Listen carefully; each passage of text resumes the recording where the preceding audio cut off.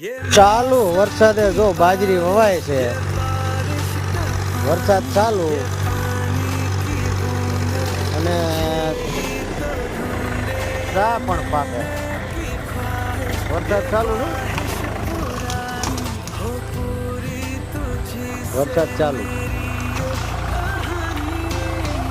જો ચાલુ વરસાદમાં બાજરી વાવવાનું કામકાજ તમે જુઓ મિત્રો.